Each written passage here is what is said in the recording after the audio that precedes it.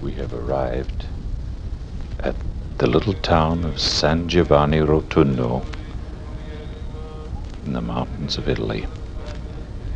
We are trying to push our way into the church of Our Lady of Grace, Santa Maria della Grazia. It is here, attached to the Capuchin monastery, that we find Padre Pio,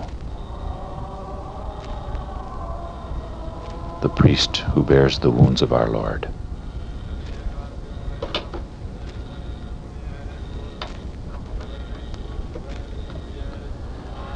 There are a group of priests on the altar. The central figure is Padre Pio himself, who will be having benediction. It's the first Saturday of the month of October, time about 6:20. A group of Italian women standing around a little reed organ to the right of the altar provide the choir when the people don't sing. They are singing the Hail Mary and the O Mary, conceived without sin. Soon they will begin the Tanta Miracle for benediction.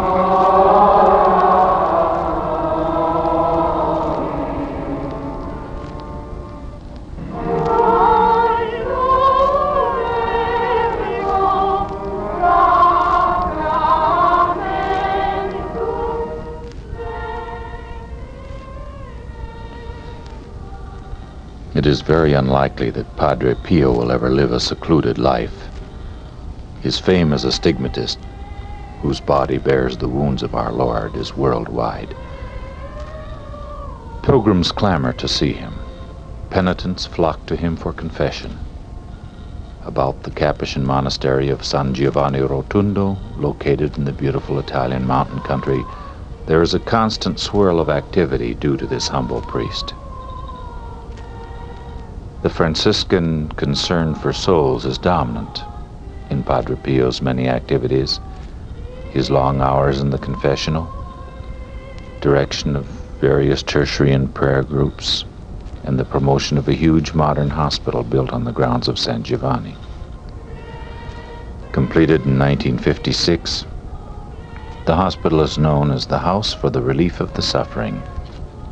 It ministers to rich and poor alike. It was on September 20th, 1918, after Mass, while Padre Pio was making his thanksgiving in the raised choir at the end of the church, that he received the stigmata, which was at once visible on his hands, feet, and side. During the last 2,000 years, only about 70 persons in the world have been granted the stigmata by God, and Padre Pio was the first priest to be so honored. St. Francis was a deacon. A skeptic who became a convert says of him after hearing Padre Pio's Mass, "I saw not a priest at the altar, but a soul in pain, renewing the passion of Christ with utmost devotion, spiritually, as though permeated by a divine inspiration. On his hands, white and wax-like, I saw the wounds, red and bleeding. It seemed to me as though a far-off choir of angels was singing. It was wonderful. It was completely different from any of us who were there, dumb and amazed. It must be seen to be described." Padre Pio's Mass begins at 4:45 in the morning and ends about 6 a.m. Shortly after, he begins hearing confessions. He leaves the confessional about 10 a.m., having had no breakfast, and sometimes distributes Holy Communion. Otherwise, he goes directly to his cell, passing through a narrow corridor where sick folk and women are arranged to catch sight of him, or perhaps to receive his blessing or even kiss his hands. After the morning confessions, Padre Pio says his office and reads the letters handed to him by brother priests who act as his secretaries, but he does not write. Every day, on an average, 600 letters and from 50 to 80 telegrams arrive from all over the world. 7 priests, and sometimes more, deal with his correspondence, and at present the languages are Italian, English, French, German, Spanish, and Portuguese. Obviously, Padre Pio can only read those asking for personal advice, But when a correspondent receives a slip of paper bearing the message, Padre Pio sends his blessing and will pray for your intentions. It means that he's been told. Let's listen. And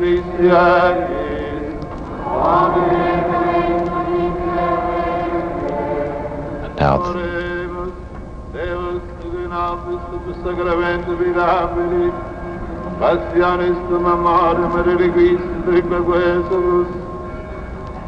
Idanas de Garforis, Edes Sanguis Sagravis, Terenare, Otrem Chanus Frutrinapis, Iugeres Tensiamos, que vives de reñas y segolas segolados.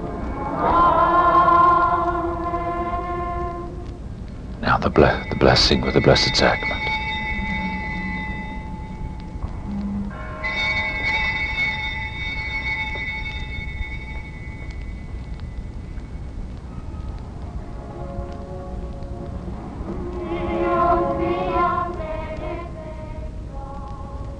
The Italian ladies begin the divine praises, sung, and the people answer them. Padre Pio's first food and rest of the day comes with dinner, when he and his brothers share a meal in the refectory, the dining room. He speaks very little. He eats very little. Taking a little soup with some variety of macaroni in it, a little vegetable, fish or cheese, or a little wine. This is his midday meal. In the evening, he doesn't go to the dining room. Late afternoon, after the men's confessions, is the time when they can gather around Padre Pio in the convent garden in easy, familiar contact. It is the men's privilege, and many accounts as well as photographs bear witness to this kindly human interest and his ready wit and gaiety, and the fraternal attitude of the friars, for the monastery, according to St. Francis, is a family. He never minimizes the evil or suffering in the world, but he shows how they can be met. He says, never allow your soul to be disturbed by the sad spectacle of human injustice. In the general economy, this too has its place, and on it one day you will see arising the inevitable triumph of divine justice. Padre Pio would not be a close follower of St. Francis if he did not care supremely for those who suffer. And he does so with the illuminated charity of one who knows. He says, if human beings understood the value of suffering, they would not seek pleasure, but only to suffer. That is the truth at the basis of his life and teaching, the truth of the cross. How to help those who suffer is the never-ending work of charity. Many miracles have been attributed to Padre Pio, so many in fact that it is almost beyond belief. Padre Pio's usual words in such cases are, I performed no miracle. All I did was to pray for you, and God cured you. Thank him, not me. Undoubtedly, the cosmopolitan crowds which flock to San Giovanni are drawn there in great part by the fame of Padre Pio's extraordinary powers. In the first place, they want to see a man who is known to have the wounds of Christ on his body. The doctor's reports on Padre Pio attest how great is the pain caused in a human body by 5 bleeding wounds involving flesh, nerves, and muscles. Besides this pain, which has been uninterrupted for 40 years, he eats extremely little and his hours of sleep are very short, and he keeps up a treadmill of daily routine which would tax anyone's strength. For him, no relaxation is possible. Hemmed in on every side, only the way to the sky is open. His one refuge is prayer. Now, here is the voice of Padre Pio reciting 3 prayers before the Blessed Sacrament.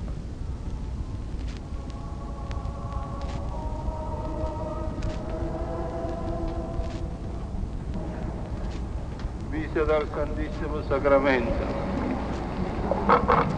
Signore mio Gesù Cristo, e con l'amore che portate agli uomini ve ne state notte giorno, in questo sacramento tutto pieno di pietà e devoto, aspettando, chiamando e raccogliendo tutti coloro che vengono a visitare. Io vi credo presente nel Santissimo Sacramento dell'altare, Beatore dell'abisso il mio niente, e vi ringrazio di quante grazie mi avete fatto, specialmente di avermi donato voi stessi in questo sacramento, di avermi dato per avvocato la vostra Santissima Madre Maria e di avermi chiamato a visitarvi in questa chiesa. Io saluto oggi il vostro amatissimo cuore ed intendo salutarlo per tre fini. Prima, i ringraziamenti di questo gran dono. Secondo, per commentarvi di tutte le ingiurie che avete ricevuto da tutti i vostri nemici in questo sacramento. Terzo, intendo con questa visita adorarvi in tutti i luoghi della terra, dove voi sacramentato, me ne state, me ne riverito e più abbandonato. Gesù mio, io vi amo con tutto il cuore. Mi pento di avervi per il passato tante volte disgustato la vostra bontà infinita. Propongo con la grazia vostra di non vi offendere per la venita. E dal presente miserabile qual sono, io mi consacro tutto a voi. Vi dono e rinunzio tutta la mia volontà, gli affetti, i desideri e tutte le cose mie. Da oggi avanti fate voi di me e delle mie cose tutto quello che a voi piace. Solo vi chiedo e voglio il vostro santo amore, la perseveranza finale e l'adempimento perfetto della vostra santissima volontà. Vi raccomando le anime del purgatorio, specialmente le più devate del Santissimo Sacramento di Maria Santissima. Vi raccomando ancora a tutti i poveri peccatori. Unisco infine, Salvatore mio caro, tutti gli affetti miei con gli affetti del vostro amorosissimo cuore, e così uniti li offrisco al vostro eterno Padre e lo prego in nome vostro che per vostro amore li accetti e li esaudisca. Comunione spirituale. Gesù mio, io credo che voi siete nel Santissimo Sacramento. Vi amo sopra ogni cosa e vi desidero l'anima mia. E già che ora non mi è dato di ricevervi sacramentalmente, venite almeno spiritualmente nel mio cuore. Come è già venuto vi abbraccio e tutti unisco a voi, non permettete che io mi abbia separato da voi. Gloria al Padre, Figlio e Spirito Santo. Gloria al Padre, Figlio e Spirito Santo. Gloria al Padre, Figlio e Spirito Santo. Visita Maria Santissima, Santissima Vergine Immacolata e Madre mia Maria, a voi che siete la Madre del mio Signore, la Regina del mondo, l'Avvocata, la speranza ed il rifugio dei peccatori, vi correggo io che sono il più miserabile di tutti. Vi venero con Regina e vi ringrazio di quante grazie mi avete fatto finora, specialmente di avermi liberato all'inferno tante volte da me meritato.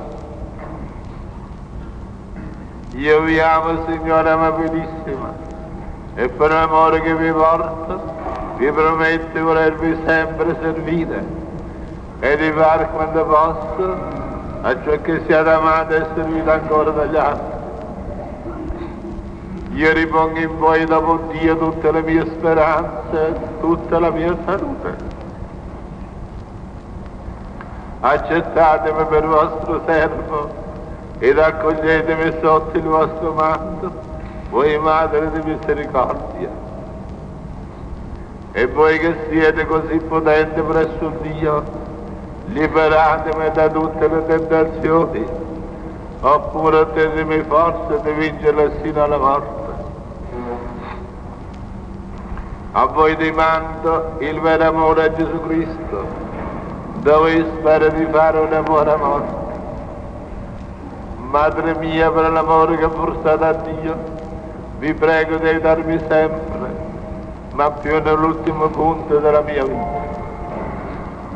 Non mi lasciate, intanto che ne mi vedrete già salvo in cielo, a benedirvi ed a cantare le vostre misericordie per tutta l'eternità. Così spero, così sia.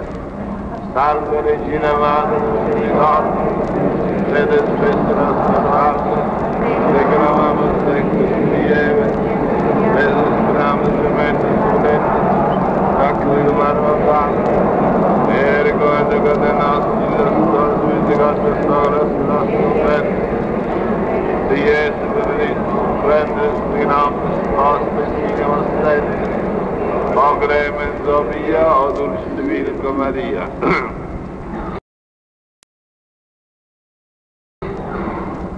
Consacrazione al cuore immacolato di Maria. O Maria Vergine potente e Madre di misericordia, Regina del cielo e rifugio dei peccatori, noi interamente ci consacriamo al vostro cuore immacolato. Vi consacriamo tutto il nostro essere e tutta la nostra vita, tutto ciò che abbiamo, tutto ciò che amiamo, tutto ciò che siamo, i nostri corpi, i nostri cuori, le anime nostre. A voi consacriamo i nostri popolati, le nostre famiglie, la nostra patria. Noi vogliamo che tutto ciò che è in noi, tutto ciò che è attorno a noi, vi appartenga e partecipa ai benefici delle vostre benedizioni materne. Ed affinché questa consacrazione sia davvero efficace e duratura, rinnoviamo oggi i vostri pieto preghieri, le promesse del nostro battesimo e della nostra prima comunione. Noi ci impegniamo di professare sempre coraggiosamente la verità della fede, di vivere da veri cattolici, pienamente sottomessi a tutte le direttive del Pontefice e dei Vescovi in comunione con lui. Noi ci impegniamo di osservare i comandamenti di Dio e della Chiesa, ed in particolare la santificazione delle feste. Noi ci impegniamo inoltre di far entrare nella nostra vita, per quanto ci sarà possibile, le consolanti pratiche della religione cristiana, e specialmente la Santissima Comunione e il Santo Rosario quotidiano. Noi vi promettiamo infine, o gloriosa Madre di Dio e tenera Madre degli uomini, di mettere tutto il nostro cuore al servizio del vostro culto benedetto, affin di affrettare e di assicurare per mezzo del regno del vostro cuore immacolato il regno del cuore delle vostre adorabili figliuole nelle anime nostre ed in quelle di tutti gli uomini, nel nostro caro Paese ed in tutto l'universo, sulla terra come in cielo, così sia.